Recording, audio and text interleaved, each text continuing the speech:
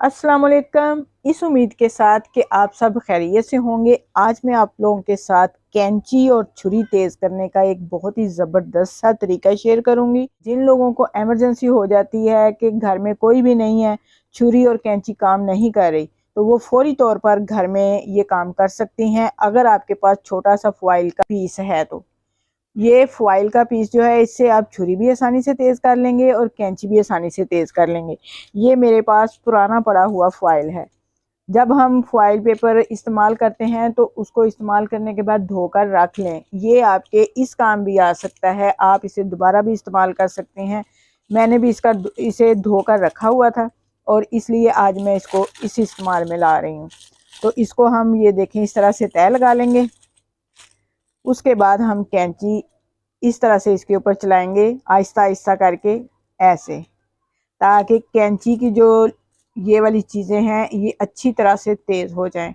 अगर आपको लगे कि इस तरह से नहीं हो रहा तो आप इसकी और मोटी तय लगा लें और इसको इस तरह से बेंड मत करें। इसको बेंड करने से ये बहुत ज़्यादा बारीक हो जाता है। इसको इसी तरह से करें ताकि कैंची जब इसके अंदर चले तो उसकी ये दोनों साइडें जो हैं अच्छी तरह से तेज़ हो जाएं। ये देखें। अगर आगे से तेज़ करना चाह रहे हैं इसके कोने, तो उनको भी इस तरह से आप कर सकते हैं। तो ये देखें, मैंने अभी 1 से 2 दफ़ा ही किया। मेरी कैंची काफ़ी ख़राब हुई हुई थी तो वो काफ़ी बेहतर हो चुकी है 1 से 2 दफ़ा करने पर।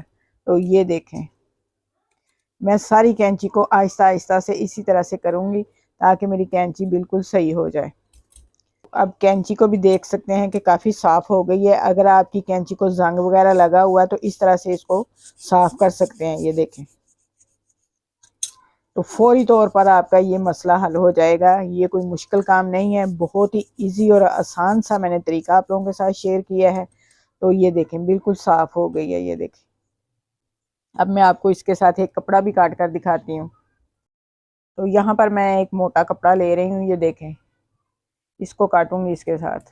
ये देखें, ये देखें, अभी मैंने इतना ज़ोर नहीं लगाया तो ये कट रहा है। ये देखें, ये देखें, इसको 2 से 3 तय लगा कर भी मैं इसको काटूंगी। ये देखें, इसकी 4 तय हो चुकी हैं। अब मैं इसको काटूंगी। ये देखें, ये देखें, ये देखें, कितनी जल्दी जल्दी से काट रहा है। अब मैं आपको छुरी तेज़ करके दिखाती हूँ।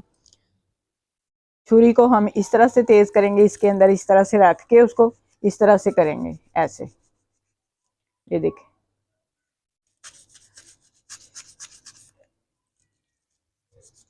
इस तरह से इसको दोनों साइडों से करके अच्छी तरह से कर लेंगे। ये देखें, हाथ अपना बचा कर ये काम किया करें, क्योंकि जब छुरी तेज़ होती है तो वो कहीं ना कहीं लग सकती है। अगर आप इस तरह से भी करेंगे तो आपकी छुरी फिर भी तेज़ हो जाएगी। ये देखें, ये छुरी मैंने इसके साथ इसी तरह से तेज़ की है। इस तरह से इसको पकड़ के इसी तरह से किया तो ये छुरी मेरी इतनी तेज़ हो गई है। मैं आपको अब काट के भी दिखाती हूँ। ये मैंने प्याज लिया है और ये देखें,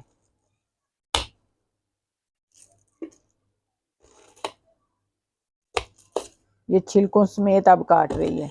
ये देखिए, ये छुरी भी आपको इस्तेमाल करके दिखाती हूँ। ये देखें,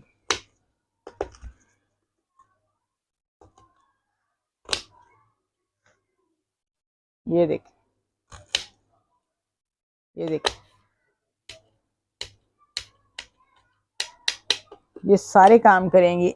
ये इमरजेंसी के लिए बहुत अच्छी टिप है। आप इसे ज़रूर एक बार करके देखें, आपको इससे बहुत फ़ायदा होगा। ना तो इससे आपका टाइम ज़ाया होगा और ना ही आपके पैसे ज़ाया होंगे।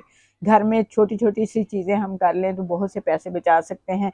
अगर आपको आज की ये मेरी छोटी सी काविश अच्छी लगे तो प्लीज़ मेरे वीडियो को लाइक करें, शेयर करें। अपना बहुत सा ख्याल रखें, हमें दुआओं में याद रखें। अल्लाह हाफिज़।